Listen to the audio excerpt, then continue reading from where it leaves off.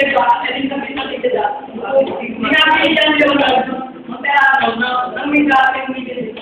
Na ngayon pa lamang ay dapat na ang pamahalaan upang mapilaan ilinis ang mga lider ng bansa. Kung saan, inasumala ng bansa ang mga Pinoy na kamatay. Mabigyan ng effect kung hindi ang mga Pinoy dito. Sinabi ni Monterano na madalas nagkukuha ang pamahalaan at ibinibigay ang kanilang besta sa huling minuto upang magiging ng mga OFW. Lumayo naman tayo sa sport news na ipabalik ang grade doon.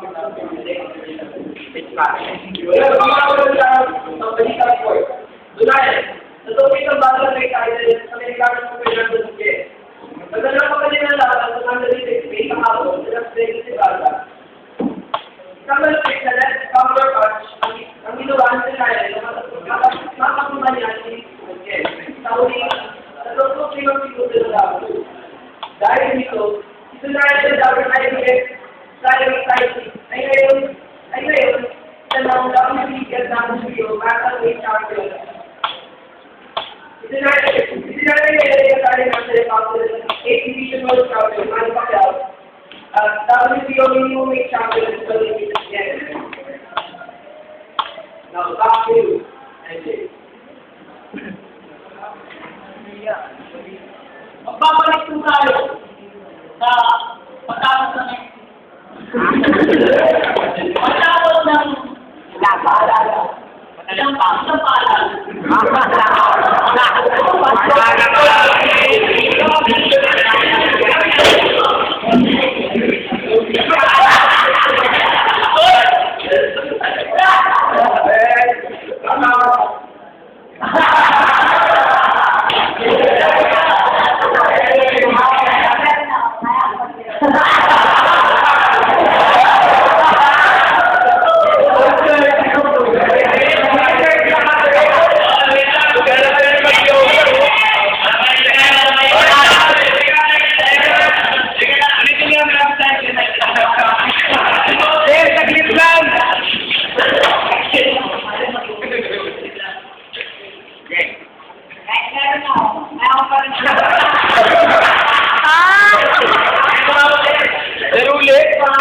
Nag-gets ko na yung commercial.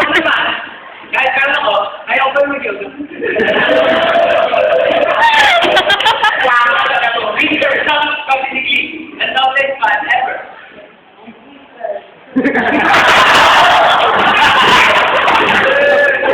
May kanya ako mapangit. Balikan para, balikan. Mag-whisper na.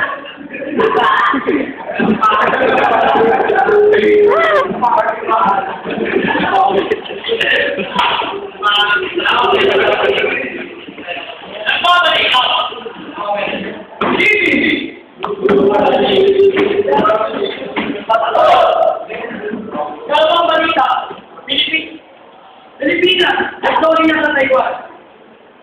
Taliwan sa mga pagmamakigat ng Malacanang, ang Pilipinas ay humingi ng paumanhin sa Taiwan kasunod ng ito ng pagpapaliport na pinakaw ng Taiwanese sa mainland ng China. Ayon sa statement ng Taiwan, Foreign Ministry, personal nung nagsorry sa Manila Economic and Cultural Office, Amadeo Perez, kay Taiwanese Foreign Minister, Timothy Yam, sa pagkikitan ng dalawa nitong nakaraang mundo. I apologize for this unfortunate incident. Ayaw kumano kay Perez sa pagdagpo bilang Yam. Una rito, binigyan ni Presidential spokesman Enrique Sierra na walang plano ang gobyerno na humingi ng paumanhin sa Taiwan. Pero sa panig ni Chairman Perez, nangangamba ang opisyal sa malaking epekto sa Pilipinas nung namuontesyon sa pagitan ng Taiwan. Maalala na pinarecord ng Taiwanese government ang kanilang envoy kasunod ng insidente at inisitan din ng tanggap nila ng mga overseas Filipino workers. Sa kasalukuyan, tinatayang mayroong 7,000 OFW ang mga base sa Taiwan. Pangalawang balita. Fourth news. Ibibigay nila ito. Babalik tayo sa ulat balita. Ulat point. Women start living rate. Kung hindi nakatatapos sa mga exam na process. Panalo ng PhD ng Lazard Receivers na nakatatapos sa mga NCA exam na process. Sinalo ni TV ng top kotse habang nahabang bagong titig para sa kanilo habang nakulog siya ng sakyan. May square pang lumakanta kapag ginagawa nila ito. At ang iba pang nanalo sa tipalak na ito ay sa James Soles, ay James Jones,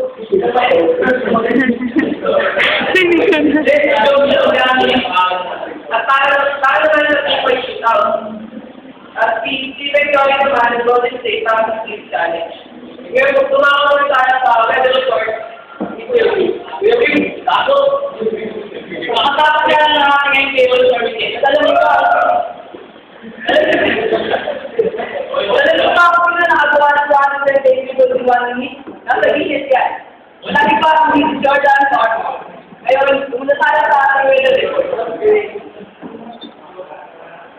Binababaan ng secretary at ang sabi ko sila na namin matawag na may lalang ng sa 5 kilometro.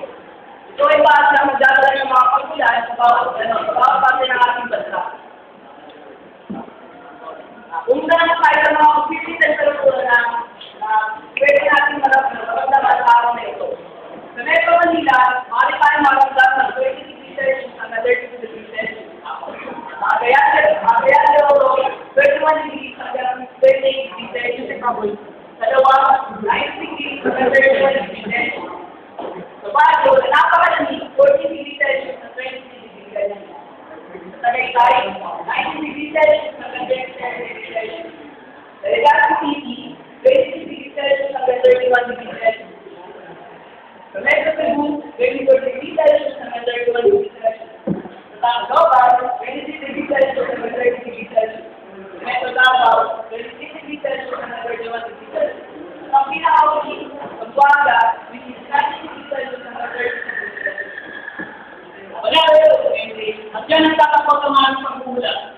Kung meron kayong mga katanungan, text nyo lang ako. Sa 091, bahala na kayo sa ito. At yan ang